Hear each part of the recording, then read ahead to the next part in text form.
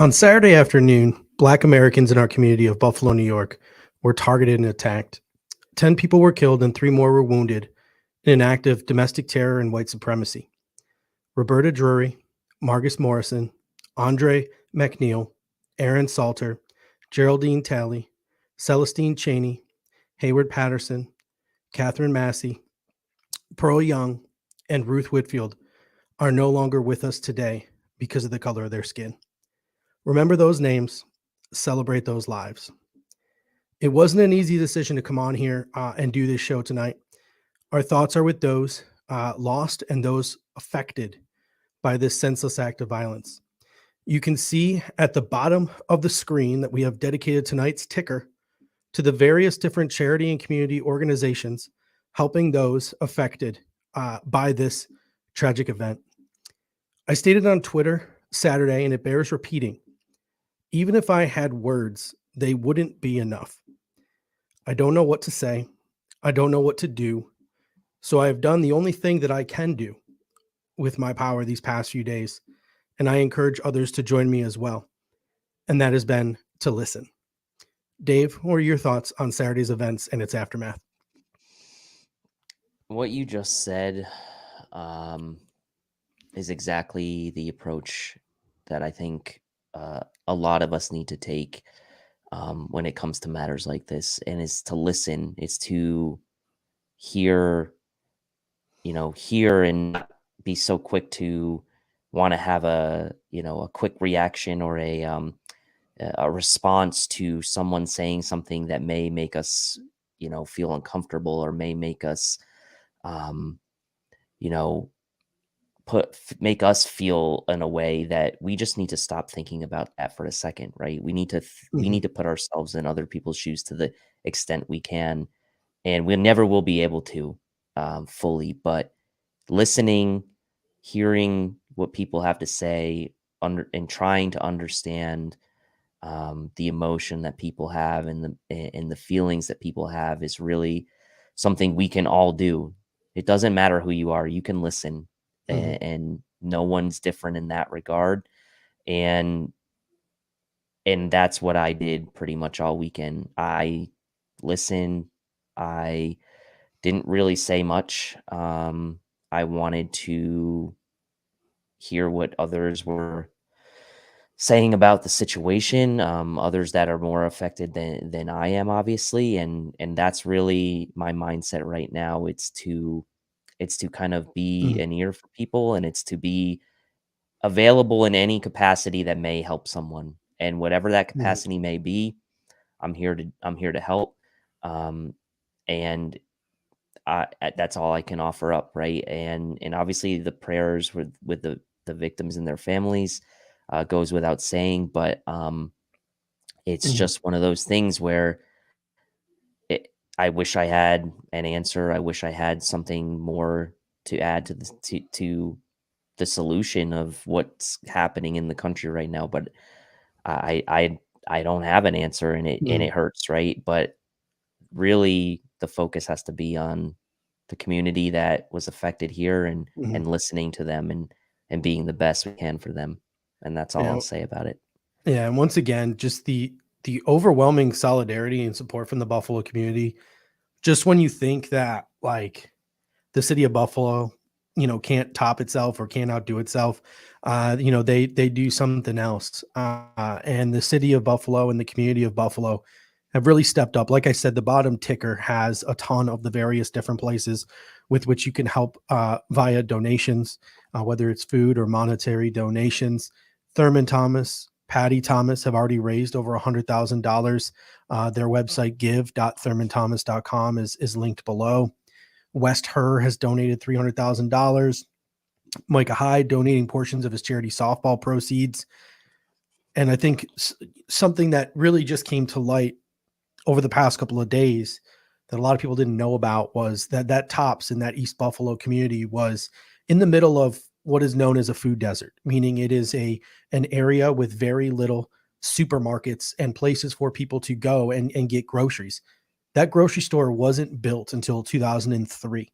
It is the only grocery store in that community. So kudos to Tops for, number one, putting that store there. Number 2, paying to shuttle people to other stores while that store is closed. Uber and Lyft are providing promo codes. You can find them on my social media at Judge Mathis or at the Bills Guys. It's pretty much posted all over social media. Uber and Lyft are providing promo codes for free rides to other stores. And the Buffalo community fridge, I think, has been filled about 10 times over at this point. So everyone in the community is stepping up. I know Del Reed from 26 Shirts said that they are working on some things as well. And Chris S comes in and says the only answer, love, respect, generosity, and peace. So definitely want to shout that out there from Chris. So we're going to pivot here. It's a difficult thing to pivot from, but we are going to pivot, and we're going to talk about some things today. I think the number one thing that we would have talked about today, had it not been for this despicable act that occurred in our community and this tragedy that occurred in our community, was the Micah Hyde charity softball game and the Josh Allen home run. Did you ever have a chance to see that home run from Josh Allen? I mean, he had an absolute monster shot. For some national sports places like the Pat McGo and other people, it's been sort of all over some national things today. And then Sal Capaccio, asked Josh Allen after he won the home run derby, how does it feel? And he said that the trophy was a placeholder for February when he has a Lombardi trophy to hoist up. So great event for the community. And I mean, just when you think Josh Allen can't get any cooler, he goes and does something like that, right? I mean, the one question I had was, did it stay fair? Oh, I it mean, did.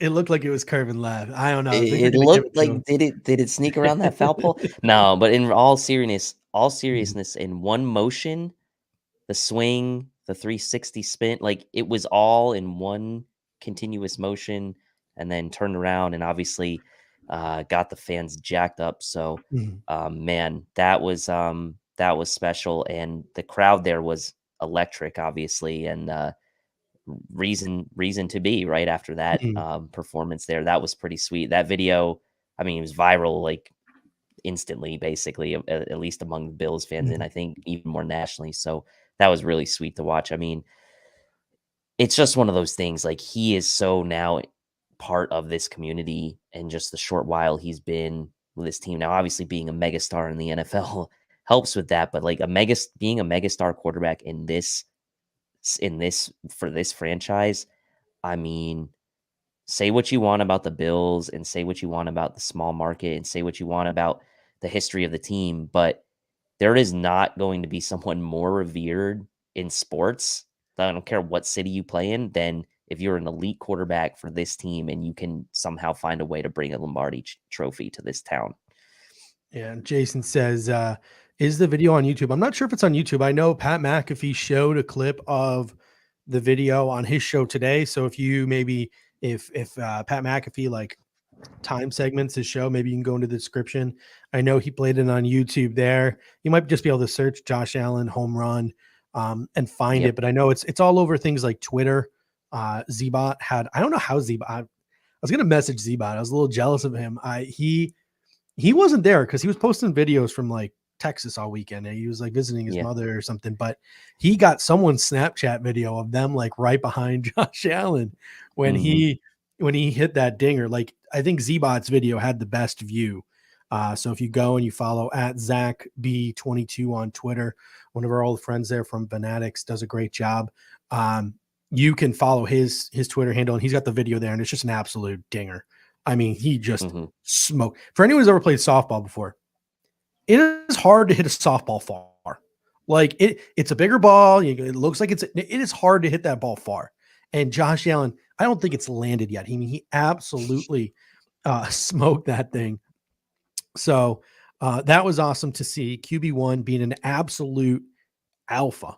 You always love to see it. But all right. So the topic of our show tonight, for those of you who have like read the description box or the title box, is we're going to do a tour around the AFC East. And what we're going to do is we're going to take some time to discuss the 3 teams that we will be facing twice this season for a total of 6 games. So a good portion of our schedule this year. We're going to start with the New York Jets. Then we're going to work our way through the the New England Patriots and the Miami Dolphins. And then we're sort of going to compare and contrast all 4 teams in the AFC East when we get to the end of this. So hopefully by the end of tonight's show, if you haven't been following along to what the Jets are doing, what the Dolphins are doing, what the Patriots are doing, you have a pretty solid idea of what the AFC East landscape looks like and what the Buffalo Bills are going to be dealing with as they try to three-peat in the AFC East. We're going to start with the New York Jets. Start with the coaching staff. No major changes to the coaching staff, so we'll just breeze by this real quick. Their head coach, offensive coordinator, defensive coordinator are all heading into their second season with the team. And I'm pretty sure Brant Boyer preceded that staff and was on the staff previous. So he might have a couple more years with the New York Jets, but it's Robert Saleh as the head coach, Mike LaFleur, brother of Matt LaFleur, as the offensive coordinator, Jeff Ulbrich, former 49ers linebacker, as the defensive coordinator, and obviously former Patriots ace special teamer Brant Boyer is their special teams coordinator. So that is the Jets coaching staff. Taking a look at some of the moves they made in free agency this year. They added to the interior of the offensive line, adding Laken Tomlinson, also from the 49ers. They added 2 tight ends in CJ Azuma and Tyler Conklin. On the defensive side of the ball, they added some names, Solomon Thomas along the defensive line, a new strong safety in Jordan Whitehead, a possible new free safety in LaMarcus Joyner, a new boundary corner in DJ Reed, and maybe, like, he's not the greatest kicker in the world, but they finally added a kicker that isn't like a hot piece of garbage in Greg Zierlein. So some solid free agent additions for the New York Jets, who had some money to play with this offseason. By Chance comes in and says they had a fantastic offseason. They did. We're going to get into their draft next because I think they knocked their draft out of the park. But let's start with free agency. What were your thoughts on this New York Jets free agent class? I mean, it's clear that Robert Saleh's influence on this team. I mean, you bring in Solomon Thomas, who's a former first rounder for the 49ers. You signed DJ Reed. You really put a lot of efforts in Laken Tomlinson, again, another former runner. It's clear that they went in free agency for, I'll say, sturdiness is like kind of the word that comes to mind, because you know, they didn't really necessarily do anything to bolster, like, let's say, their perimeter weapons.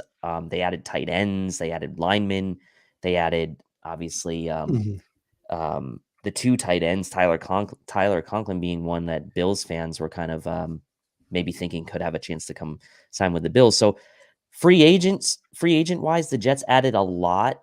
And for once, I will say this, the Jets took don't flame me for this, but they kind of took a Brandon Beane approach. Joe Douglas kind of took a Brandon Beane approach to free agency, right?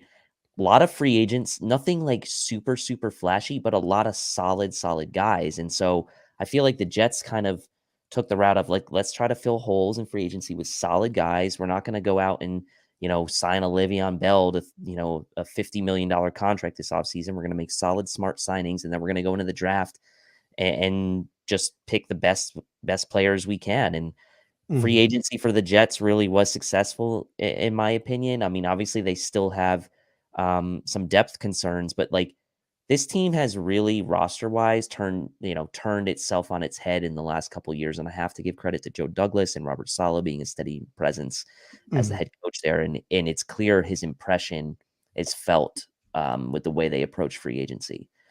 Yeah, 100%. And then, they get to the draft, and I'm not going to lie to you, I love me some Brandon Beane, but I've liked year after year some of Joe Douglas's drafts and the drafts that he's put together. He's always seems like year after year he's picking some of my favorite players. The Jets had themselves not 1, not 2, but 3 first-round picks, and I believe they traded up again into the top 40. I'm not exactly sure of the pick number, but they get Sauce Gardner and Garrett Wilson in the top 10, so they add a boundary corner, and they add a bona fide, decent 1 or 2 wide receiver. Jermaine Johnson, the edge rusher from Florida State, who fell down the boards. They ended up getting in the 20s.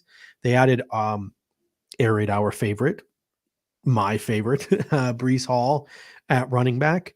A little problematic. They added Jeremy Ruckert, the tight end from Ohio State, the guy who at the combine said Buffalo was the only New York team. So he's got some explaining to do. Max Mitchell, the offensive tackle from the University of Louisiana, and one of your favorites in this draft, 5 tech defensive end / defensive tackle. They're going to move him around a little bit. Michael Clemens out of Texas A&M. What were your thoughts on the Jets? Obviously, the Jets had probably, on paper, the best draft of the AFC East, no dur. But what are your just thoughts in general on what the Jets were able to add in the draft? Yeah, so we talk about free agency, them going with sturdiness, solid, very high floor, talented players, nothing overly flashy. And then the draft just complemented that so well, in my opinion. They went and they got perimeter guys, right? And Sauce Gardner on defense and perimeter guys and Garrett Wilson, like playmaking guys on both sides of the ball. And that was just their first 2 picks, right? And then they round that out with Jermaine Johnson, the edge rusher, and Breece Hall at running back. Now, we love Breece Hall. It'll be interesting to see how that pans out for the Jets with the running back room they have. But I mean, they weren't afraid to add talent where they might have already had some talent. Like the running back room kind of stands out. Receiver room as well, with them drafting Elijah Moore last year. They're not afraid to go in and go ahead and draft Garrett Wilson. We know they lost Jamison Crowder in free agency to the Bills, but they brought back Braxton Berrios. They still have Corey Davis. They've got now Garrett Wilson and Elijah Moore coming into his second year. So the Jets really did a nice job. And then they add a third tight end to the room behind Conklin and Uzama in rookie Jeremy Rucker, who they can bring along slowly if they want to. So I feel like the draft and Michael Clemens, like you said, one of my favorite guys in the draft, edge rusher, who's versatile, inside out type of guy. I thought they did an excellent job in the draft and complementing what they did in free agency. So the Jets really took both big player personnel chunks of the offseason and really complemented them well with each other, I thought. And they had a really great draft on paper, like you said. Yeah, I mean, Joe Douglas pretty much did what like every Bills fan dreamed of. He just walked away from the draft after the 5th round, just started calling on, started setting up possible priority free agents. He was like, no, I'm wiping my hands of the 6th and the 7th round.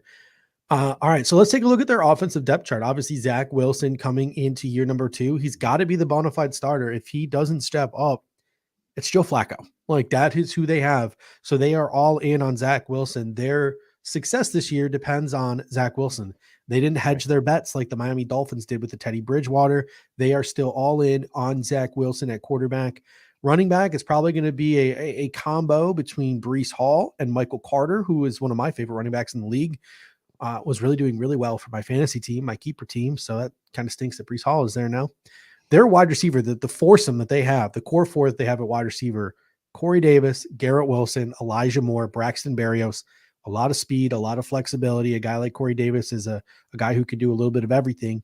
Tight end, you mentioned, and we mentioned, they got CJ Uzuma, Tyler Conklin. They can even bring a guy like Jeremy Ruckert as their TE3 along slowly. Skill position for the New York Jets is scary. What they failed to do outside of Laken Tomlinson is really address the offensive line in any way, shape, or form. It's going to be George Font at left tackle. They passed on some of the tackles in this draft. Laken Tomlinson at left guard, Connor McGovern at center, last year's first-round pick, Elijah Vera Tucker at right guard. And then they're hoping to resurrect Mekhi Becton, who there was talk that they could cut loose during the draft, but a tackle never fell into their laps, or they made the decision to walk away from that. Their depth along the offensive line, I mean, Chuma Adoga, Max Mitchell, their draft pick, Dan Feeney, Drew Samia, Nate Herbig. So there's some names there, but the depth isn't there. And some of the starters are a little bit shaky on that offensive line. What are your thoughts on the skill position guys? And what are your thoughts on the New York Jets offensive line? Skill position guys, I think it's a great mix of guys. I mean, Corey Davis is kind of like what you would, I guess, consider your X receiver, right? He's the guy with the most height and length of that group. But Garrett Wilson's a guy you can move all over the field. Elijah Moore, another guy you can move all over the field, probably going to settle into the slot. And Berrios can be, a slot guy, gadget guy as well. So I like the skill position talent. As far as the offensive line, I will say this about Mekhi Becton. I think that Joe Douglas was probably hesitant to pull the plug too early on a guy like that. I mean, we have to remember he was only drafted in 2020. So he's only coming into his 3rd year, his 3rd season. So, and a top 5 pick, right? If I'm not mistaken, I believe the Jets were top 5 pick when they drafted Becton. So they might have been top 10 actually. I know he was like, a high first half of the first round pick. So probably too early to give up on him. So to me, that's really going to become the key to this Jets offensive line that looks not great on paper. Obviously, George Fant is in theory the weakest link along with Connor McGovern if they can get something out of Mekhi Becton, the former first rounder, because if they do, the right side of that offensive line could be promising in there, and then obviously shoring up the left interior with Tomlinson. So question marks on the offensive line, and like you said, depth, right, is the concern when you're trying to roster like the Jets have had with a new head coach, new regime. Like the depth's going to suffer probably the first year or so. So the offensive line looks shaky. It does look shaky. If someone goes down, they're going to be in some trouble, much like we saw the Bills in trouble when they had injuries on their offensive line last year. So the depth on the offensive line is a concern. And so really, you look at this offensive roster and you like, okay, I like the skill positions. I like the tight ends. I like the running backs. So it's going to come down to offensive line and quarterback for this team in 2022. And like you said, they didn't really do much behind Zach Wilson. I think that they're going to sink or swim with Zach Wilson for better or for worse. And that they're willing to take that swing with him this year. And it's interesting, right? Because I remember watching the Jets last year and watching the first I thought they would have more success last year than they did, because knowing that system that Mike LaFleur comes from, I thought that they would protect Zach Wilson a lot more than they did. And I thought that they would run the ball more than they did. They had Zach Wilson, and maybe this is on Zach Wilson and not the coaching staff, but it just seemed like they had him dropping back a ton and trying to make plays down the field when that offense wasn't an offense built to do that, both with the offensive line and with the inexperience at quarterback. And Zach Wilson was getting crushed. His completion percentage was low. The ball was getting picked off a lot. I look at this offense and there's a ton of skill. Don't get me wrong, but this is still a team that's going to have trouble working the ball down the field. And they're going to need to be reliant on that play action stuff, which is like a staple of what Kyle Shanahan does. And it seemed like, at least early on in the season, LaFleur wasn't utilizing. But I think with this Jets, despite all the wide receiver talent that they have, I think you're going to see a lot of two tight end stuff. I think you're going to see a lot of underneath stuff. I think you're going to see a lot of manufacturing touchdown touches for playmakers and relying on that yards after the catch. Because if they go and they drop and they try to drop back and make plays down the field, it's just going to be the Bills' defensive backs, who are very smart professional football players, keeping the ball in front of them. And it's going to be guys like Von Miller feasting on Zach Wilson. So I think strategically, despite all this talent, there's a certain way that they have to go about attacking other teams because of the way that offensive line is built. I'm not high on Zach Wilson proving he's the guy this year. Do you think Zach Wilson proves he's the guy this year? No, I don't. I mean, and that's just me playing the odds, right? Like from what I saw, how they used him last year, from what I saw, I mean, he's got a lot of talent, right? He's got a lot of natural ability. He's got arm strength. He's got mobility. But does he have it between the ears is really what I'm going to question about Zach Wilson now coming in his second year. Like that was kind of the talk of him coming out of the draft, was like playing at BYU. Was he going to succeed in going to, the Big Apple, playing under the bright lights? And obviously the Jets and Giants in New York City get a ton of media attention on them. And the Jets, for as bad as they've been, for as long as they've been, there's a ton of pressure on the quarterback of the New York Jets. And so he's going to have to prove it mentally, right, to me.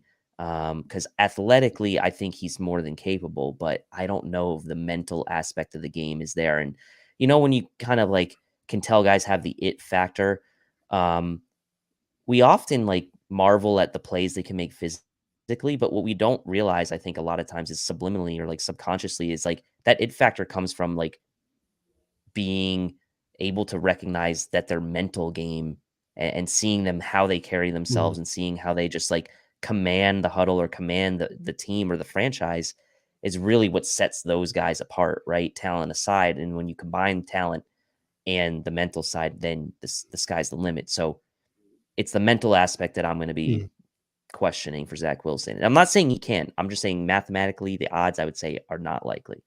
Doesn't help when you look like a 12-year-old boy too. Like, it just doesn't help. Spin 0481 comes in and says, second year, next year is his year to prove himself. This is a year for him to develop. He might be taking his lumps early on because, I mean, they have an absolutely brutal schedule. They open up the year with all 4 AFC North teams, like in a row concurrently. I don't know the exact order of it, but it's like Ravens, I'll check. Steelers, Bengals, Browns. I mean, just, and no, the AFC North is just that those are teams that just brutalize you. Like, they play a tough physical brand of Ravens, football. Browns, Bengals. Yeah, so they got The Ravens, entire AFC Browns, North. Bengals, and then Steelers. Yeah, they do. 4 and in a then row. and then read off the next 6 games after that. Then they're home against the Dolphins, at Packers, at Broncos, home against the Pats, home against the Bills, at Pats, home against the Bears. Ooh, Brutal. that game's gonna be ugly. November It's 27th, brutal. Bears, Jets. That's Yeah. But that's like the first time that they get to, like, that's the first time all year they'll be favored in a game. I think is and they that, might not, and they might and not. depending on Deshaun Watson's status, they might be favored in the Browns game. But Yeah.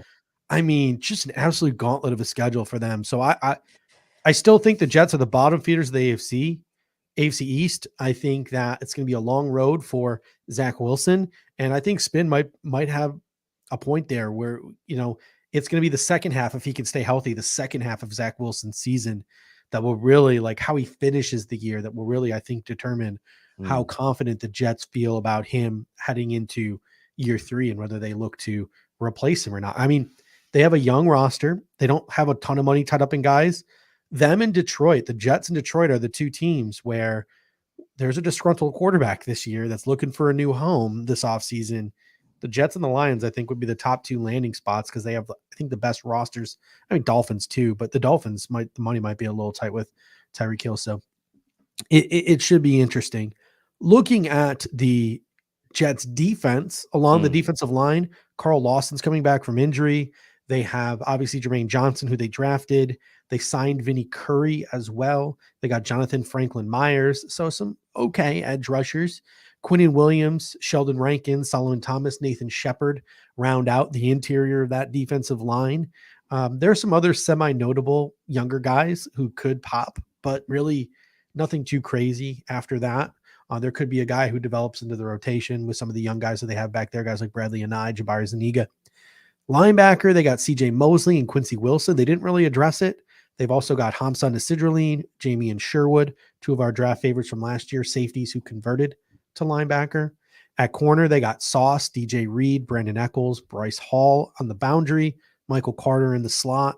And then at safety, they got Jordan Whitehead, LaMarcus Joyner, Ashton Davis, Jason Pinnock. So there are some names there on that defense, and it can be a capable defense, especially with the guy like Robert Saleh coaching them up, capable of being a top 15 unit, but that doesn't look like a world-beating defense to me. I don't think they're capable of being an upper echelon defense that are going to scare the likes of Josh Allen. I mean, the one thing, like, you like what I think they have really good interior defensive line depth, obviously bringing in Solomon Thomas there as well. And they still have Jonathan Marshall too, a guy that they drafted last year, I think could make some noise in that.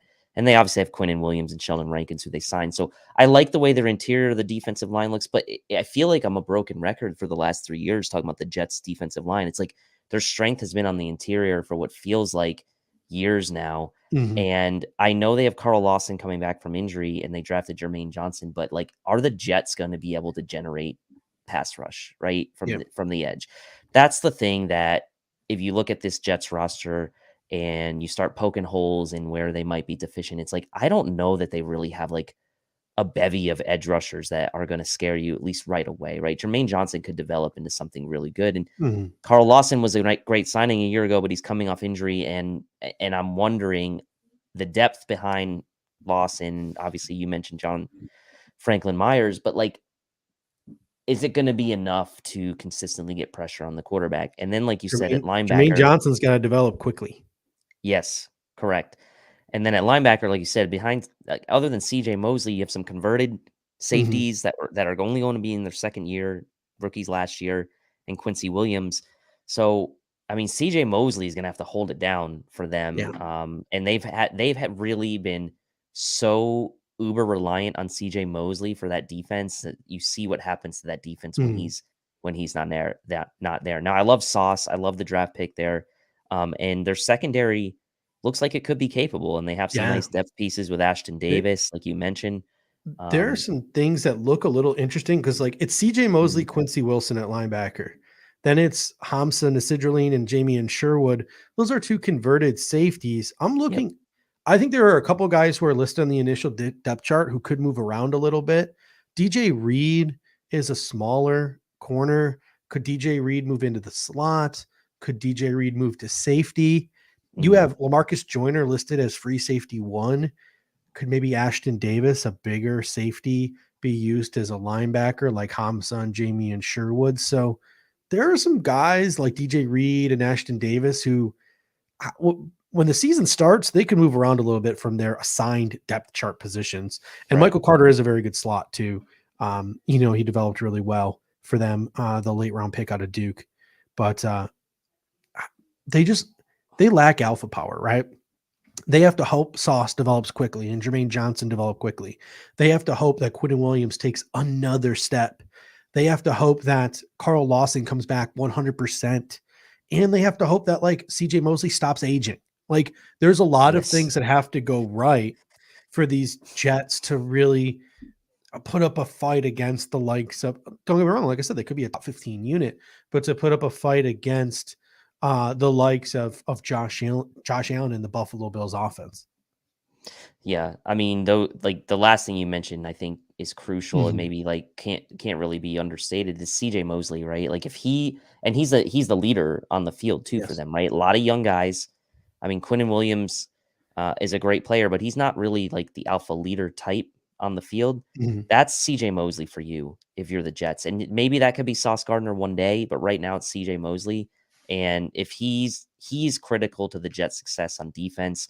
We know how important Fred Warner is to the 49ers defense Mhm. as the leader of that defense. So you kind of go to the Jets and Robert Saleh and say, look, that CJ Mosley role, that middle linebacker role for them is really important. So capable, yes. Nice depth on the interior defensive line and nice depth in the Mhm. secondary, honestly, but really kind of lacking depth at linebacker and lacking depth on the edges. And so Yeah. again, pass rush will be a concern, I think, if you're the Jets. And it's crazy with CJ Mosley too, because was this 3 years ago now, 2019, the year we lost to Houston in the wild card round, that week 1 game against the New York Jets, things were tight. CJ Yep. Mosley gets hurt.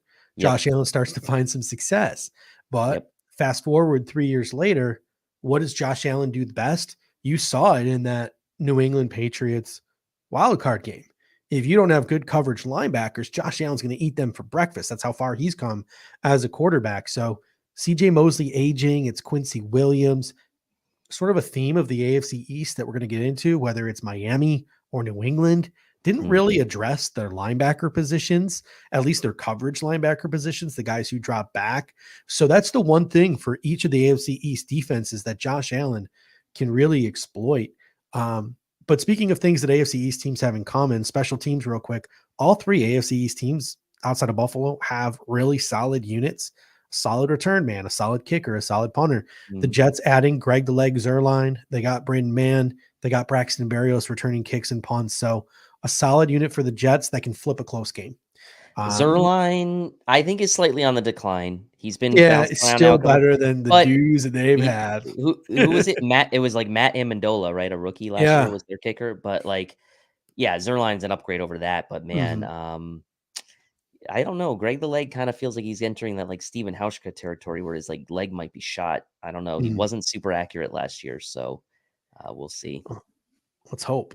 And the kicker ain't going to determine a Bills Jets game. I don't know why I care. Unless it's Tyler Bass making Um, 6 field goals in one game. Yeah.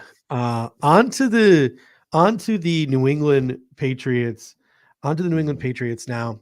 Coaching staff is a little different for the New England Patriots. Bill Belichick is back as the head coach.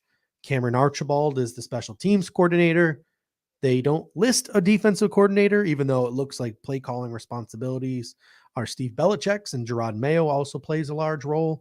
And on offense, they have like 3 coaches and none of them have titles. And maybe Joe Judge is the one calling plays. I know Joe Marino was on Twitter today. Greg Tomsett was just making fun of just how outlandish Joe Judge was talking to the media today, and just sort of like, obfuscating what his responsibilities were and not trying to say that he's the offensive coordinator. I mean, just the whole coaching staff is a joke because Bill Belichick is a narcissistic, and it looks like Joe Judge could be offensive coordinator. Joe Marino was saying that the Patriots, all this work, all this talk, just so they don't have to have guys do weekly press conferences. I had no idea that's why New England did it. Offensive coordinators, defensive coordinators have to give weekly press conferences, weekly updates to the media. So if you don't have an offensive coordinator, if you don't have a defensive coordinator, you get out of those responsibilities. So it's just Bill Belichick thinking he's better than everyone else. Like, it's just silly and stupid. But it's looking like Joe Judge, Steve Belichick, Jared Mayo are going to be the key assistants there, both on offense and then on defense. I don't know. Any thoughts on that cluster F of New England? That is the New England Patriots coaching staff.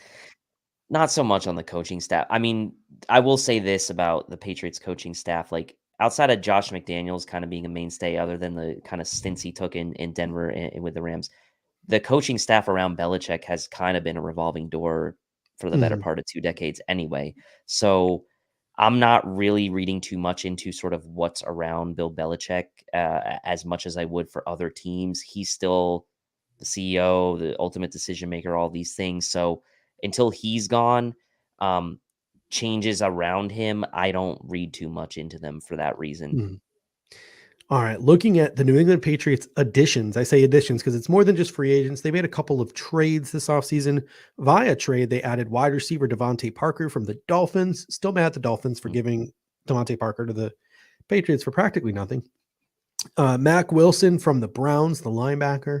They added Ty Montgomery, the wide receiver / special teamer / running back. Malcolm Butler, the cornerback, came out of retirement to come play once again for the New England Patriots. And Julius Peppers, the safety from the New York Giants. Jabril Peppers. I don't know why I put Julius, the defensive end. Jabril Peppers, my bad. The safety coming from the New York Giants with Joe Judge to the New England Patriots.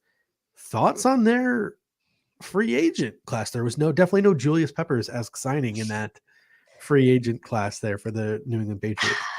I mean, honestly, had they not traded for Devontae Parker, like I would have been like, this is not that great of a free agent haul for them. Like, okay, you signed an aging Malcolm Butler coming back, to home. You sign a Jabril Peppers, who I guess is a versatile sort of backup safety. Be interesting to see what Belichick kind of comes up with for him. But Ty Montgomery is not moving the needle at all for me. I mean, he's bounced around. I'm sure the Patriots are thinking like we can get something out of this guy, like they've gotten out of like players like Brandon Bolden over the years, right? Like maybe that's the kind of role he fills. But then again, they drafted Pierre Strong, and they still have Stevenson, they still have James White. So like, what is Ty Montgomery's role? Are they gonna be a kick returner? Maybe, like I don't know. So not that impressed, I guess, with the free agent. Free agent period for the Patriots, but they did add Devontae Parker through a trade, which gives them like it's just a little twist of the knife that they got Devontae Parker for as cheap as they did, because without that, their free agency period to me was weak. It was weak. By chance came in with a super chat while Dave was talking. He said Kraft will be coaching the masseuses per source. Hey, the team will be nice and limber with Robert Kraft rubbing them down. But looking at the draft for the New England Patriots, what's the word? I don't want to say polarizing. Let's say universally panned by everyone but me. I kind of liked every player they took. Obviously, the people who are super into value and where guys are drafted are not going to be fans of the Patriots draft. But you look at the players, solid players that they drafted. Just the argument is about where they were drafted. Strange, the offensive guard, Tyquan Thornton, the speedy boundary wide receiver, Marcus Jones, the speedy kick and punt return connoisseur. I was most mad about that one, honestly. I really was. Really good boundary corner at Houston, but with his smaller stature, thoughts are he'll probably kick inside to nickel. Jack Jones, another very diminutive statured cornerback, but he will play on the boundary there from Arizona State.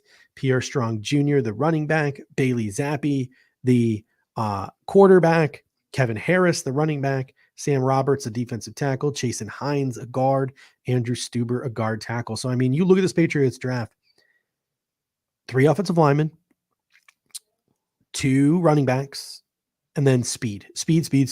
Whether it's Tyquan Thornton, a wide receiver, or I call these the Isaiah McKenzie picks because I think Isaiah McKenzie torching Miles Bryant up and down the football field had a lot to do with it. Marcus Jones and Jack Jones. What were your thoughts on the New England Patriots draft class? You summed it up really well. Like, I like the players. Like, if you had just said, here are the players the Patriots got in the draft, like, doesn't matter where they picked You would have them. thought they Like, traded back 4 times. yeah, this is this is the haul. They got to be like, I really like these players. Love Marcus Jones. I think he could end up being one of the premier kick and punt returners in the NFL, in time. And going after, numbers of offensive linemen is never a bad idea. Now, I will say that I don't know that other than Cole Strange, there's going to be a huge, like some of those guys are going to make much of an impact in 2022, but I do like the players, and I do like that they kind of added that speed element to the receiving group with Tyquan Thornton. Because, like, if you look at it, Devontae Parker, Kendrick Bourne, Nelson Aguilar, like, none of those guys are like speed. Jacoby Meyer, none of those guys are like pure speed guys. But Tyquan Thornton, like you said, like he's a speed guy, but he has some refinement to his game. He can run routes. He can give an element to that offense that they maybe are lacking, but it's kind of like a crowded receiver room.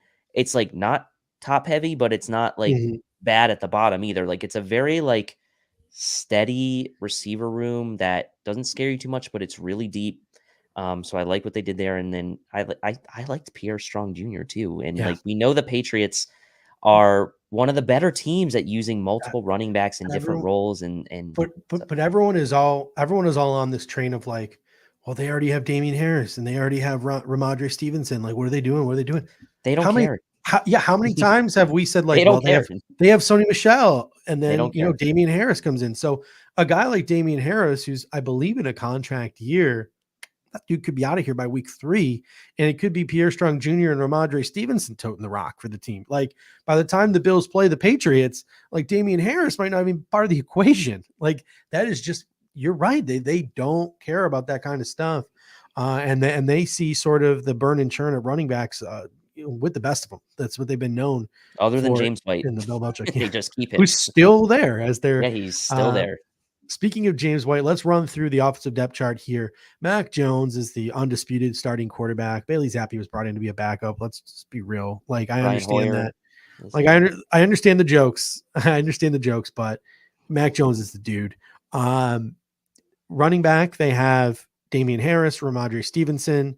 I would say the next 2 backs in that equation are James White as the third down back, and I think Pierre Strong Jr. will, in some way, shape, or form, play a role this year. Wide receiver room, you're right, like deep. Boundary guys like Kendrick Bourne, Devontae Parker, Nelson Aguilar, Tyquan Thornton. Then they have that sturdy slot guy in Jacoby Meyer. So they have 5 dudes who are like, I would say 4 dudes who are like average NFL wide receivers. And N'Keal Harry's still there. And then, I didn't even put him on the list because I don't think he's going to be there for much longer. And then there's that wild card in Tyquan Thornton. At tight end, they have Hunter Henry. They have Jonnu Smith, 2 guys they drafted, Devin Asiasi and Dalton Keene are still there as well, but Henry and Smith are the 2 main guys. And then their offensive line is solid from left to right with Isaiah Wynn, Cole Strange, David Andrews, Michael Onwenu, and Trenton Brown. The depth, Justin Heron is a good sort of swing type of offensive lineman. They drafted Chasen Hines and Andrew Stuber late, so the depth isn't great. Right. Plenty of pieces to work with, a lot of different matchups that they can play. This just seems to be what Bill Belichick wants to do. One week you can spread them out, the next week you can smash people in the mouth.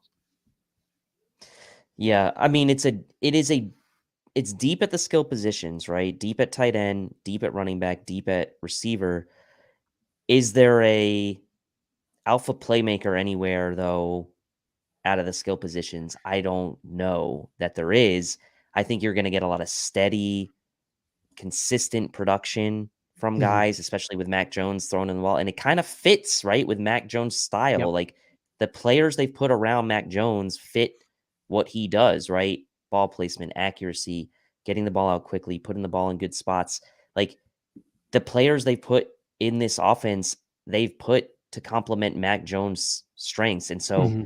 look, they were a playoff team a year ago. Like, I know the Bills destroyed them, but like they were a playoff team a year ago, and they do have a decent amount of talent at the skill positions. As with the Jets, their depth along the offensive line is going to be something that maybe gets tested, right? Cole Strange is going to come in and start from day one.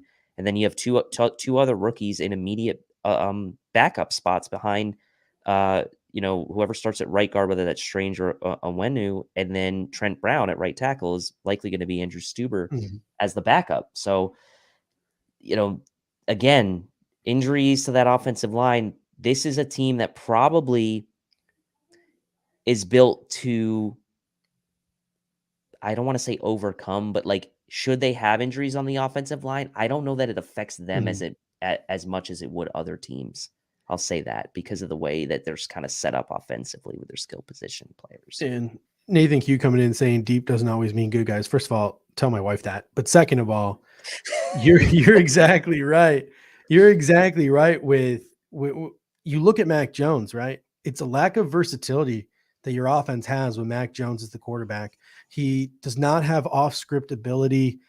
So he's going to box in that offense. So they have to sort of build an offense around him that's capable of running the ball, that's capable of getting the ball in guys' hands and creating yak, having those tight ends he can dump the ball off to, having a guy like Tyquan Thornton who he can just close his eyes and throw the ball up and hope that Tyquan Thornton outruns people. Like, you have to do those sort of things to sort of cater to Mac Jones. And just kind of like the Jets defense, I look at the Patriots offense and there's a lot of good players. They have a chance to be solid, but that's not going to be an elite NFL offense.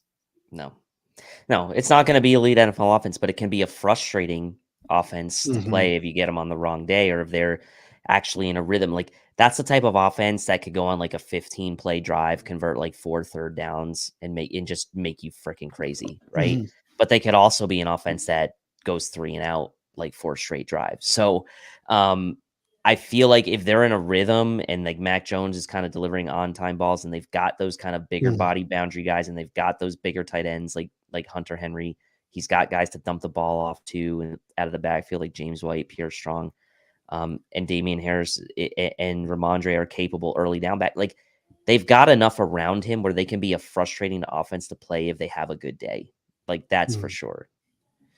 Loving some of the things in the comments. I'm not going to repeat the things in the comment section, but I'm loving some of the things, the energy in the comment section right now. Looking at the Patriots defense, last year I thought the Patriots defense was going to be historically good. Like, I was here on the preseason show saying the Patriots defense scares the heck out of me. Like, I think that they could have the number 1 defense in the league, and they were not great. And this year I look at their defense and it doesn't scare me in the least bit. I mean, along the defensive line, they got Dietrich Wise, Christian Barmore, Devin Godchow, Lawrence Guy, Harry Anderson. So there's some dudes up front who can sort of, take on blockers and 2-gap and do that kind of stuff. Christian Barmore can push the pocket from the interior. They've got Matthew Judon as really their only pass rusher. Josh Uche, Ronnie Perkins. One of those guys is going to have to step up. Linebackers, they're not world beaters. It's Jawan Bentley, Mac Wilson as the starters. Maybe Cameron McGrone turns into something. You got Raekwon McMillan. The boundary corners, I mean, woof. Malcolm Butler, Jalen Mills, Terrence Mitchell, and Jack Jones, maybe Sean Wade. That's deep into the depth chart. The slot guys are solid with Jonathan Jones and Marcus Jones behind him. Maybe they even use a little bit of Marcus Jones in the boundary because of just how bad they are on the boundary. And then at safety, you got guys like Kyle Duggar, one of the McCourties, I believe it's Devin, Adrian Phillips, and then Jabril Peppers, which could be the wild card because they have Kyle Duggar, who's sort of that like boxy type of guy. They got Phillips and McCourty, who are the true safeties, and then another boxy type of guy like Jabril Peppers. You saw the way that Josh Allen worked like Dante Hightower in the wild card game. Maybe Jabril Peppers, Kyle Duggar, maybe one of them takes on like a linebacker-ish type of role, a thick dime type of role, but they have more chess pieces in the secondary, which is notable. They got some speed to line up with Isaiah McKenzie and Marcus Jones.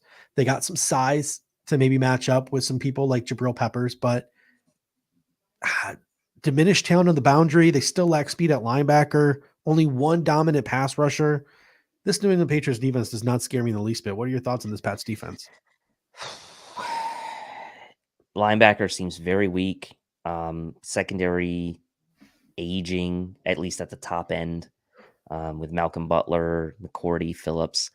And the pass rush, again, like you mentioned, like they traded Chase Winovich to the Browns. They have Matthew Judon. Okay. Who else is getting pass rush? Dirty Henry Anderson? Like, I don't think, like, I don't know. Right. So Josh Uche was a nice prospect we like a couple years ago. Could he maybe develop into something of a pass rusher? But he's more of a pure backup for Matthew Judon. So, like, where are they going to kind of slot Josh Uche? I don't know. They did draft Ronnie Perkins, who I liked a lot last year. But like, where like what is the impact of guys like Josh Uche and Ronnie Perkins? Because you look at the pass rush and you say, oh, okay, I like Josh Uche as a prospect. I like Ronnie Perkins as a prospect, but like, haven't heard much from either of them, right? So, like, unless those guys come out of nowhere and, like, really develop into something, which I'm not saying they can't, because if anybody can get something out of those guys, it's going to be Belichick. But that defensive line, similar to the Jets, very strong up the middle. I love Barrymore. Lawrence Guy is solid. Devin Godshut, like, very good up the middle. But similar story to the Jets, like, not loving their linebacker depth. Don't love their edge rushers and their secondary. I actually think the Jets secondary is better than the Patriots secondary. So it's not, I'm with you. It's not a defense that scares me. Now they're going to get the most out of it because of the coaching staff they have, but talent wise, I don't know. Like Matthew Judon's like really the only star, I guess you could say, on the defense, but they will still be a solid unit just because they have coaching them. You know, Nathan Q comes in and says the Patriots saw what Hill did to us last year and they drafted speed on offense. I mean, it was really just Tyquan Thornton. You know, Pierre Strong's got speed, but he's a running back. So looking at the Patriots here to close things out, special teams, Nick Folk will haunt my dreams forever. He is still their kicker. Jake Bailey is their punter, and they added a really good return man, an elite return man. I guess I can't say that because we haven't seen him against NFL competition, but Marcus Jones, one of the best in the business in college football. So Patriots special teams is going to be good again. So like I said, it's a recurring theme in the AFC East. All three teams have a really good special teams unit. The Bills, if we're playing tight games against AFC East opponents this year, we're not going to be getting any freebies with kickers missing kicks or punters shanking punts. Like that's not going to happen. Or, you know, returners fumbling, muffin punts. Like it's just not going to happen. Solid return units throughout the division, solid kickers and punters throughout the division, which leads us now to, you know, in the beginning of the show, I was like, yeah, we're going to talk about the Jets, Dolphins, and Patriots today. Because I was so used to referring to those teams in that order, like of bad to good, bad to good. So I sort of stumbled over myself and had to correct myself earlier. We're doing the Dolphins last here of the three teams because quite honestly, they might be the second best team in the AFC East. Before we get to the Dolphins, we're going to get to Silas Whittle's super chat, and maybe it has something to do with the Dolphins. He says, I hope you boys are ready because according to the Dolphins fans, they're going 12-5 and they are challenging for the Super Bowl. They have a very good roster. We're going to do a little exercise at the end of the show where we're going to power rank offenses, sans quarterback, minus the quarterback position.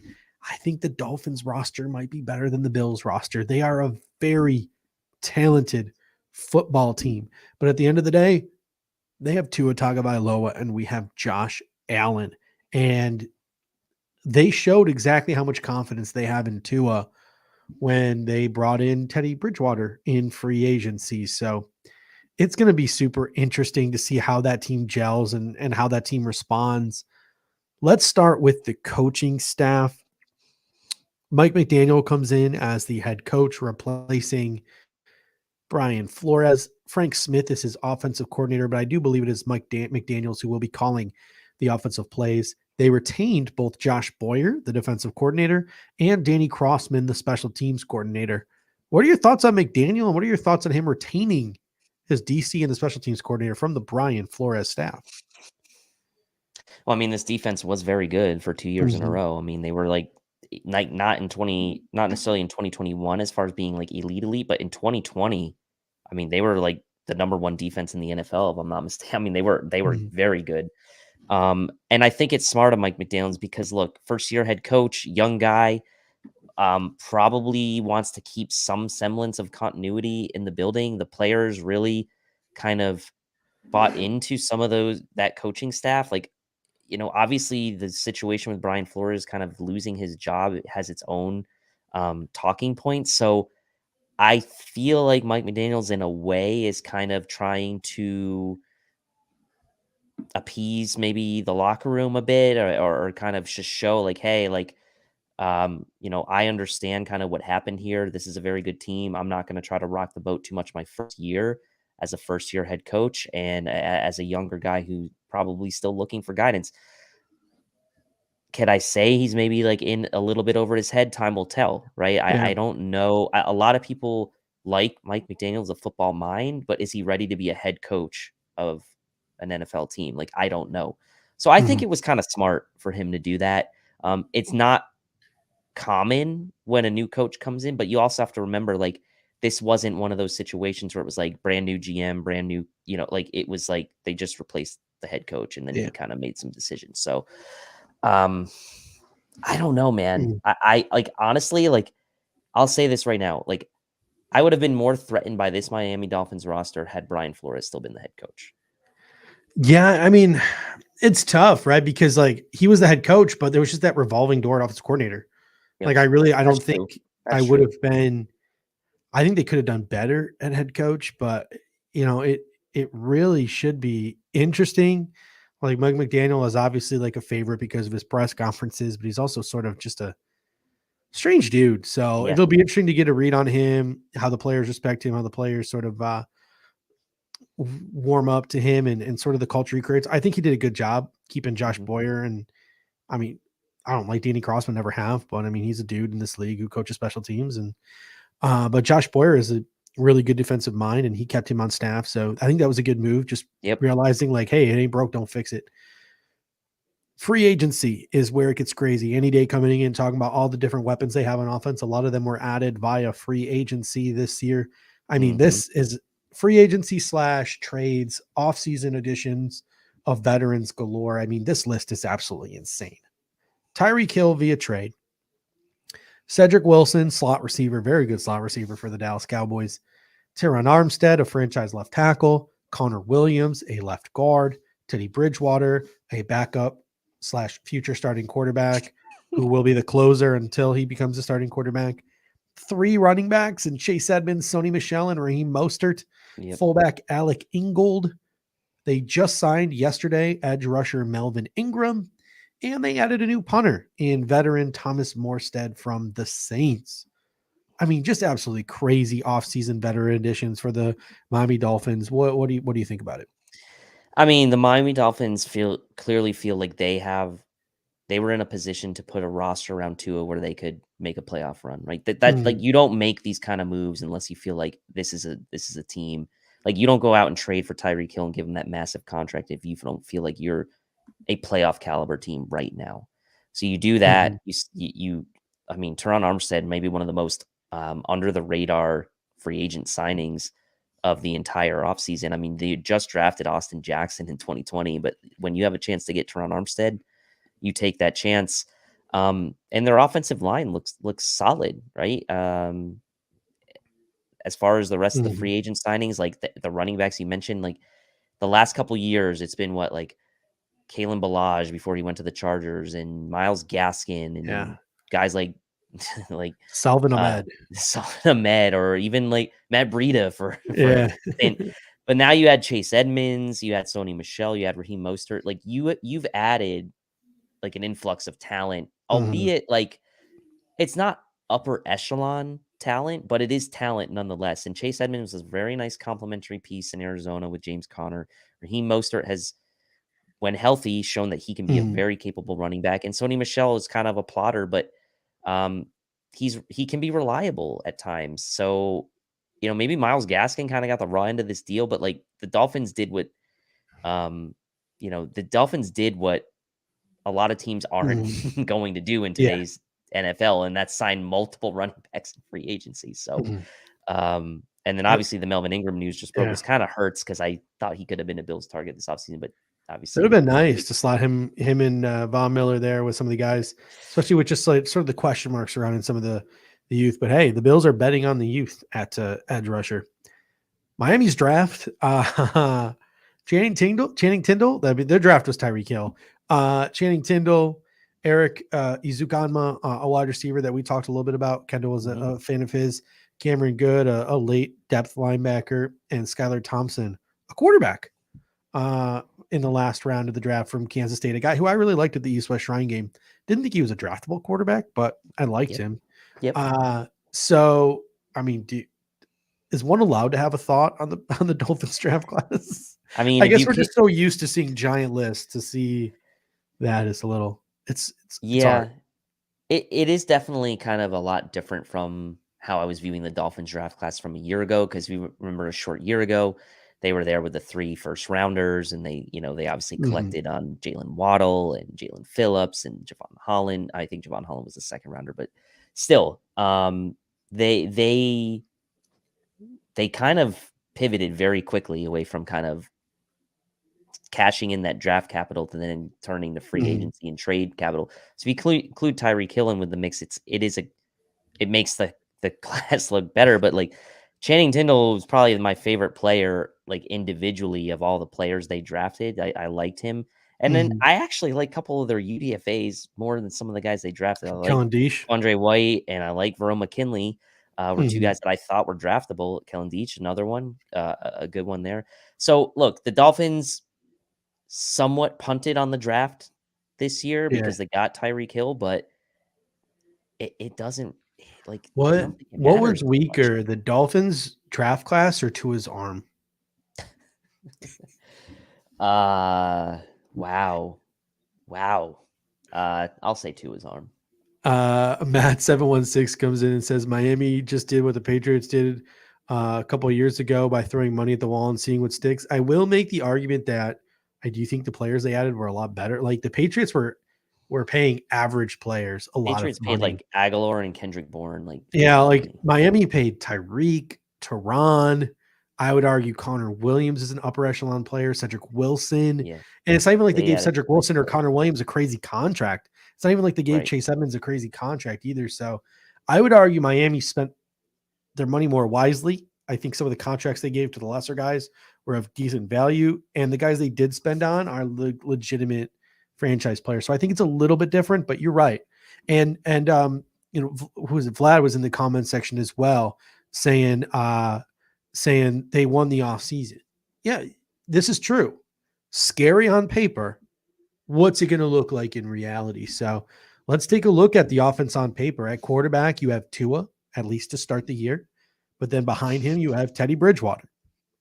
At running back, you have Chase Edmonds, Raheem Mostert, Sony Michel. It's a pretty good trio, especially with Alec Ingold at fullback as well when they want to do some of that fullback stuff. Wide receiver, it's Tyreek Hill, it's Jalen Waddle, it is Cedric Wilson, and then they got a guy like Eric Izukanma, Preston Williams, deeper on their depth chart. Tight end, they got Mike Gesicki, who I would argue is more of a slot receiver. The kind of stuff that Mike McDaniel likes to do with his tight ends, those roles are probably going to be fulfilled by Durham Smythe, who they resigned, Adam Sheehan, and Hunter Long.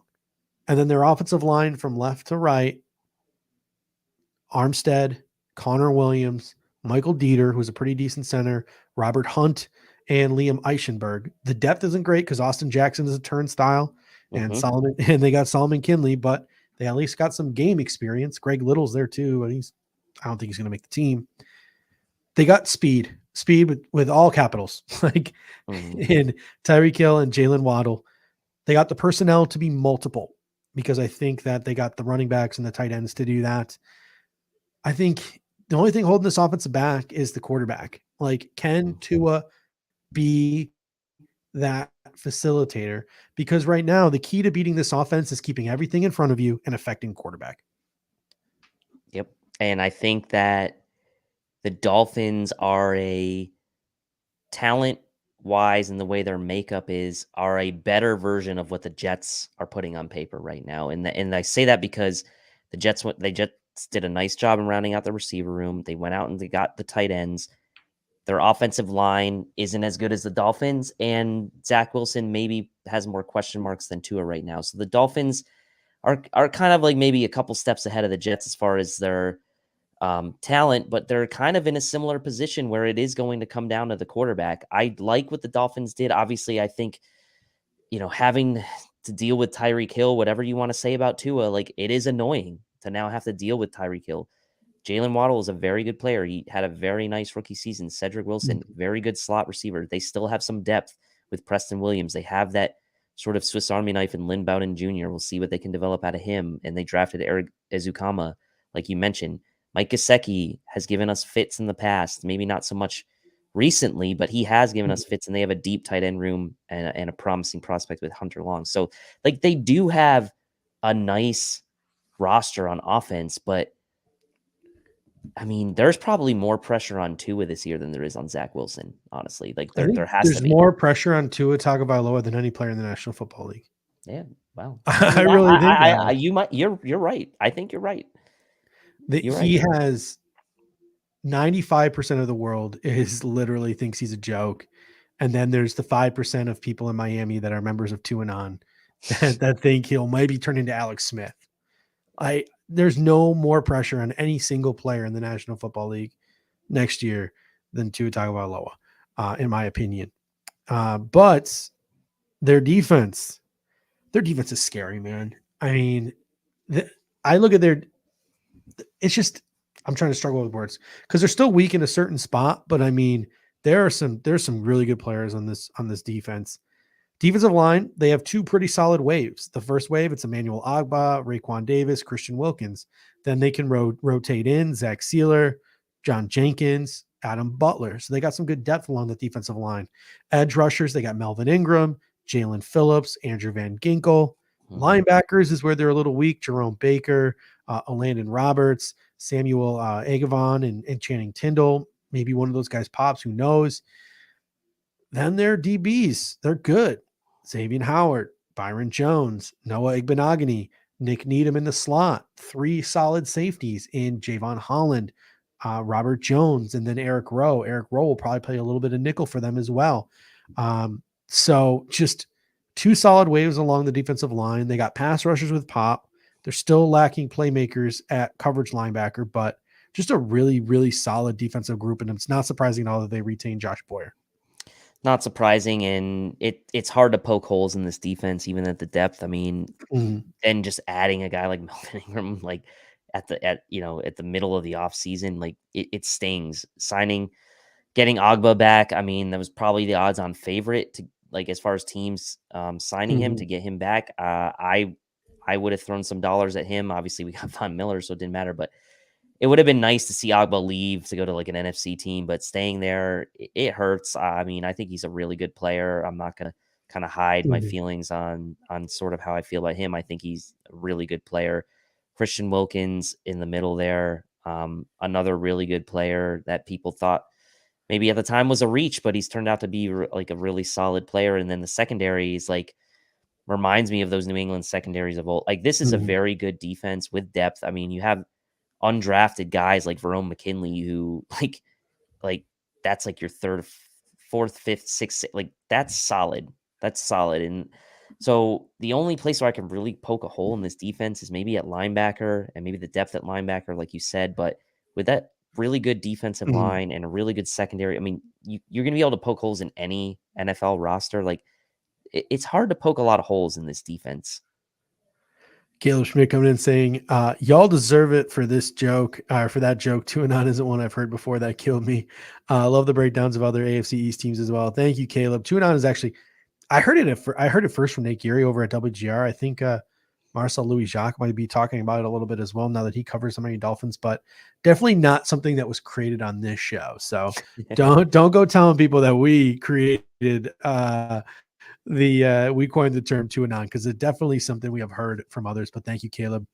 Always appreciate the super chat. Always appreciate the support. Always appreciate the kind words as well. Yeah, I think a lot of good people are making comments in the comment section too. Just like Josh Allen 7-1 against the Miami Dolphins, 6-0, all these different things.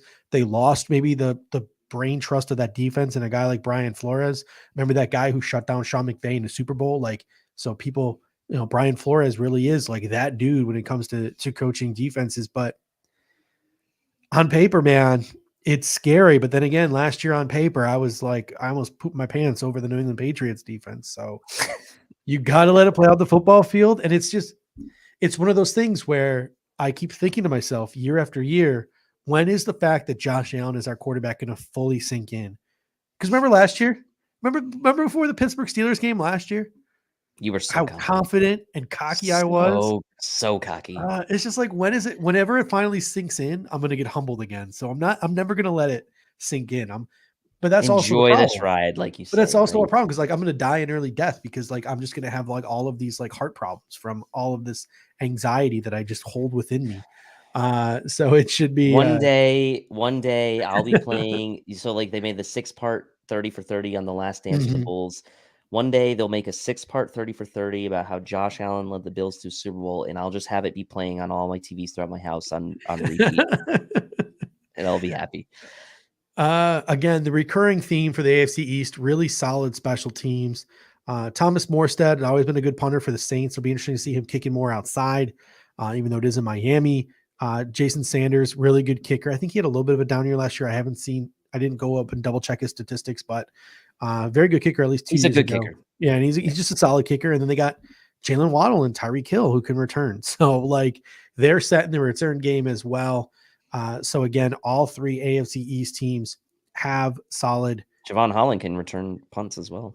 I almost said they all have solid units, and that would have been just going along with the recurring theme of everything that we've been talking about tonight with innuendos. So they all have solid special teams units. I'm not going to say units. All right. To close things out tonight, let's have a couple of conversations. This one just sort of came to me over the last couple of comments in the comment section. Okay.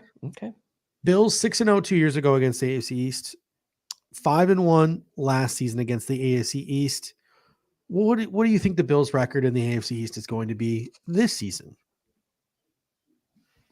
5-1. Ooh, I like that. I think they might lose one of the Pats or wild card. I think they don't lose to the Dolphins. They might lose one of the Jets.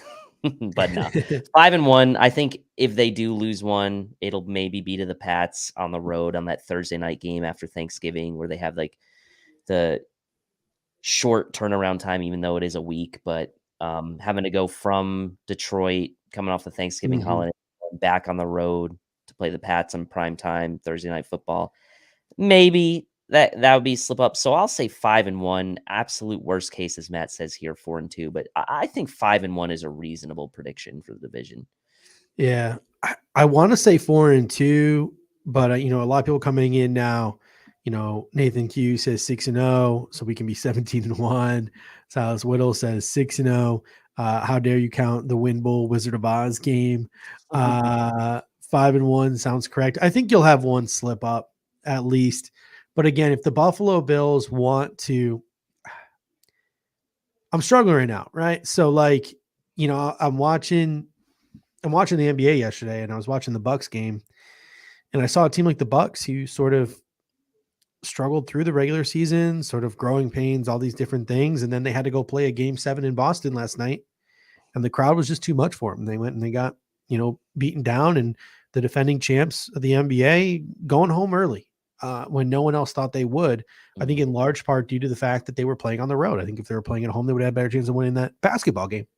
But then my Phoenix Suns went and got lambasted at home when they were the 1 seed. So maybe this take is kind of BS, but I think if the Bills want to get over the hump and stop being a perennial playoff team and start being a Super Bowl team, I think it's got to go through Orchard Park, and you got to get that 1 seed. And if you want to get that 1 seed, you can't go 4-2 in the AFC East, not with this schedule. Right? Like the Buffalo Bills got to do their business, maybe drop 1, but go 5-1 in the AFC East, and they got to do their business.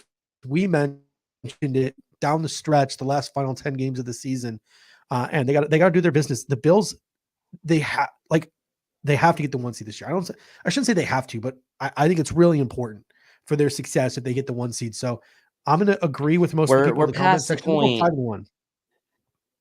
And we're past the point now, given that we've won the AFC East 2 years in a row. and the Bills look like a dominant elite team. We're past the point now where it's like, okay, we win the AFC East and kind of be happy with that one home playoff game. Like Yeah. we've kind of done that now. Like I'm with you. Like the one seed to Mhm. me is like that. It almost seems like that unattainable thing. Yeah. Like it's so hard to get. Like it's like outside of winning the Super Bowl, it's like seems like the one seed is like that thing that's always out of grasp for the Bills. And Mhm. so it's like, man, if you can get that and have the AFC playoffs go through Orchard Park, maybe the Mhm. fates are a little bit different. Yeah, and then just the last thing on this before we get to Silas's super chat here. I wonder, and Boston fans are just cocky bastards, so maybe this is irrelevant, but how many years do you think Patriots fans, maybe in the Tom Brady years, looked at their schedule and said, well, the Bills added Drew Bledsoe and they did this or this, or oh, the Jets did this, or oh, the Dolphins did this. How many years did the Patriots fans look at maybe some of the offseason additions that AFC East teams made and said, I wonder if we're going to go 4-2 in the division? They never said that. Why? Because they had Tom Brady at quarterback. We have Josh Allen at quarterback. And when Josh Allen is your quarterback, I think anything but 5-1 in the division is a failure, right? So, Nathan Q comes in and says, not one damn time. So maybe we as Bills fans, we got to have that standard and we got to look at it that way. Like our quarterback is just 25 rungs above the second best quarterback in the AFC East. So there's no excuse. Maybe one game, but there's no excuse to drop more than one game in the AFC East. So that should be interesting. But we got Silas with a super chat coming in here. I think he's talking about the Celtics as well. So I'll have to get to that chat in a second. But he says, week 1, we watch LA raise the banner and get rings. That's got to fuel them to go hard during the regular season. They remember that Jaguars and that Pittsburgh Steelers game. And let's hope, right? Because last year we were like, well, didn't we learn our lesson in Pittsburgh? And we didn't. When we go, we lose to Jacksonville. Oh, didn't we learn our lesson in Jacksonville? No, we go, we lose to the Patriots. It wasn't until really the Patriots game that the giant that is the Buffalo Bills, or maybe the Tampa Bay game, that the giant that is the Buffalo Bills was awoken, right? Mm-hmm. So that was the frustration last year. We didn't have the 1 seed because we didn't learn our lesson. It took L after L after L for us to learn our lesson. So this year, let's hope, right, Dave, that we learn our lesson a little bit sooner. I think the collective, it is more to add into the holster right now. You have a collection of games that you can reflect on. And it's not like, okay, that was a one-off, the Pittsburgh. Like you can say, like, man, Pittsburgh, Jacksonville, New England. Like we need to learn something collectively from all these games and like use that as like a concentration of fuel to go into this season, right? And capping it off, obviously, with the Chiefs game in the playoffs, right? So like you have a lot of learning moments you can take away for as successful as your season was a year ago. There is a lot still you can have as a chip on your shoulder, and McDermott will use that for this team. Let's not pretend that won't. He will find any way to make the players and the team feel like they need to do more or they are being disrespected or whatever it may be. He will find a way to motivate them. All right. Last 2 sort of little topics here. First, let's power rank the AFC East from worst to best. So the number 4 team, the 3 team, the 2 team, and the 1 team. How are you power ranking the AFC East here, Dave? And people in the comment section, let us know who you think 1, 2, 3, and 4 is. I still think the worst team's the Jets. I know they did a ton in the offseason, but they're still shaky on that offensive line, and I'm still wondering about that pass rush. They're really not deep. They're not an extremely deep team. They have some nice players on offense, but it's still got to all come together. And I do have confidence in Robert Saleh. I like him as a coach. I like him. I liked him when he was in San Francisco, but I wonder if he can kind of have that same success that a guy like McDermott had, right? It's like defensive-minded coaches, I feel, and I have to go back and look at the trend, but I feel like the trend is that it's probably statistically more unlikely that a defensive coach succeeds in today's NFL as a head coach. And McDermott and Belichick, guys like that, are kind of like the anomalies. Tomlin, right? And Pete Carroll, like those guys are anomalies. Most of the up and coming great teams around the league are guys that are McVays, the Zach Taylors, the Andy All Reeds, four like all four championship yeah, game coaches were offensive coordinators. LaFleur from the Packers, right? Mhm. Arians, like these guys are all so I'll put the Jets last still. I'll put the Patriots third. I think because Belichick there, he's not going to be last in the division. But I just don't know that the Patriots have the top end skill position talent, nor do they have the top end talent on the defensive side of the ball as far as playmakers to really be Mhm. considered for second in division. If you're going to want to put the Pats second because the quarterback, then I can't agree with you there either, because I don't know that Mac Jones is significantly better Mhm. than Tua. So the Dolphins would be second for me. Everything's in place for this Dolphins team. The question's the quarterback with Tua. Defensive side of the ball looks great. Offensive side of the ball also looks good. They have good depth all along the roster, except for maybe linebacker. And then obviously the Bills at the top with Josh Allen. Like, he's automatically going to put you at the top. But the Bills, number one defense in the league last year, returning pretty much the entire side of the ball, and then adding guys like James Cook on the offense in the draft, adding guys like Khalil Shakir in the draft, on top of drafting Kaiir Elam. So for the defensive side of the ball, I Von Miller. I mean, the Bills are clearly number one power ranked in the division. Yeah, I have the same rankings as you. I have Jets as the worst, Patriots, and then Dolphins, and then the Buffalo Bills. Here's my last question for you. Okay, this is going to be good. How would you power rank the AFC East if quarterbacks were not part of the equation? It's just RB through punter. Or you can sort of put it this way. What if Josh Allen was the all-time quarterback for all four AFC East teams? Like, quarterback was not part of the equation. Would any of your power rankings change? Because I have two changes I would make to my power rankings. I'm so emotionally attached to the Bills players. It's really That hard for it me to was tough.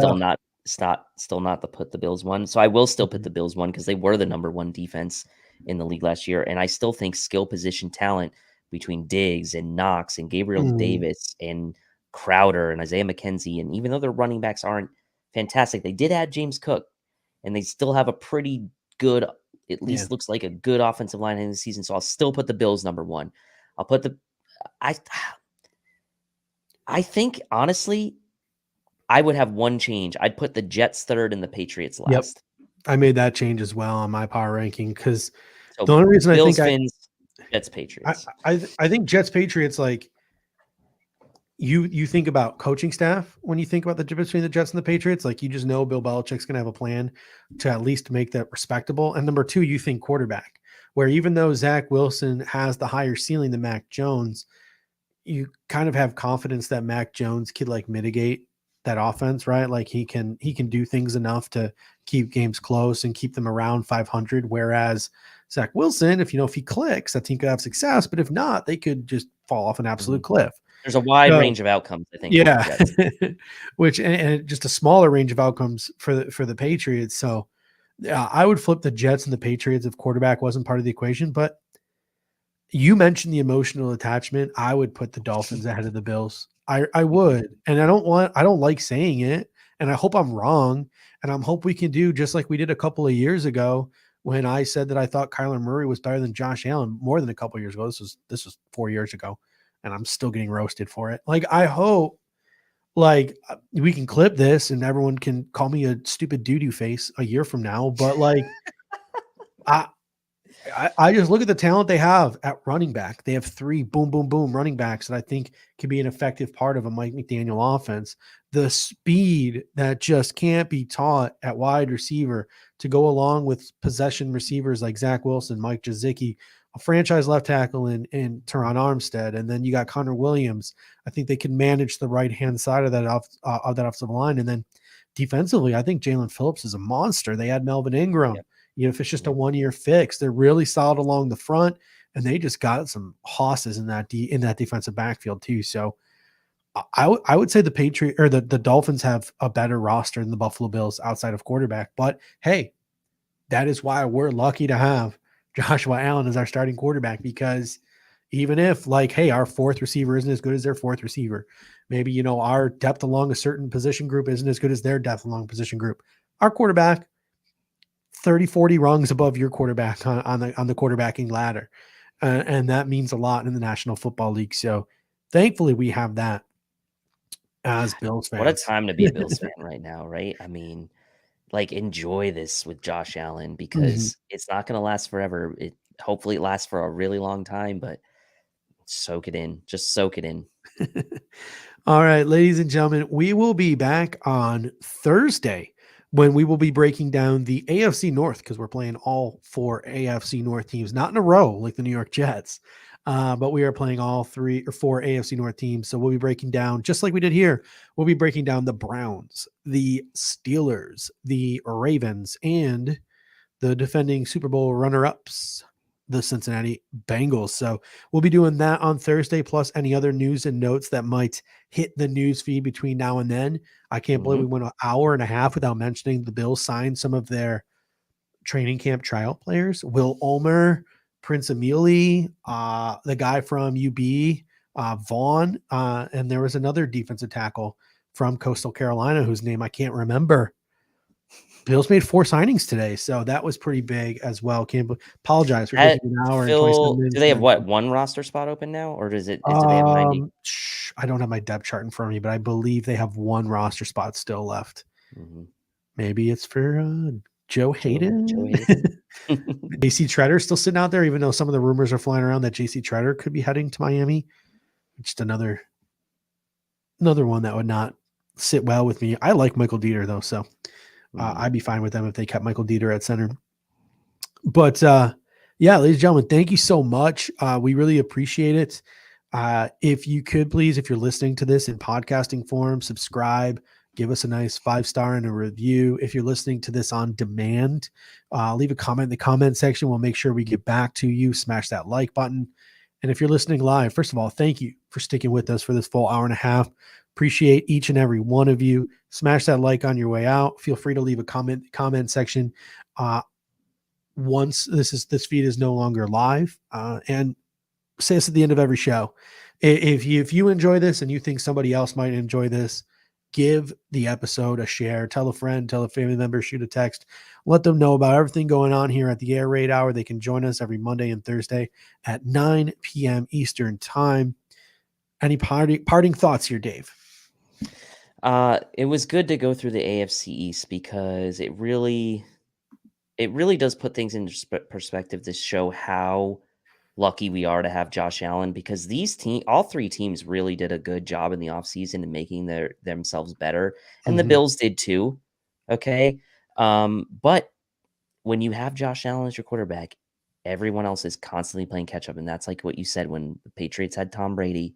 Didn't matter what the other teams did in the offseason. They didn't have the quarterback. Patriots were always looking down at them. And yes, finally, to round it out, prayers for everyone, victims, families, and everyone affected by this in the community of Buffalo. My prayers and thoughts are with all of you tonight and always. Yeah, guys, thank you so much. Super appreciate it. If you got some extra cash laying around, anything like that, all the links are in the description box. There's the Thurman Thomas Foundation, which has already raised $100,000. There is verified GoFundMe drives at gofundme.com/c/ACT/Buffalo-shooting-fundraisers. The link is in the description box for that very reason. And you can also donate to the Buffalo Community Fridge at 257 East Ferry Street. You can bring food down to the fridge, but it's a rather small fridge. I think it's been filled about 10 times over now. So cash always helps food pantries at Buffalo Community Fridge on Venmo. You could hit them up. Trust me, cash goes a long way for those food kitchens. They always end up with like the same items, and they just end up with a dearth of things with one item. And some of those harder to get things that are more rare, that aren't donated as much, they need cash in order to fill those things at food pantries and stuff. So that Tops location is in the middle of a food desert. There are people who need groceries and things of that nature in the community. So if you could help donate to the Buffalo Community Fridge, that would be great as well. So thank you guys so much. Have a great night. And until next time, go Bills. Go Bills. Are we having fun yet?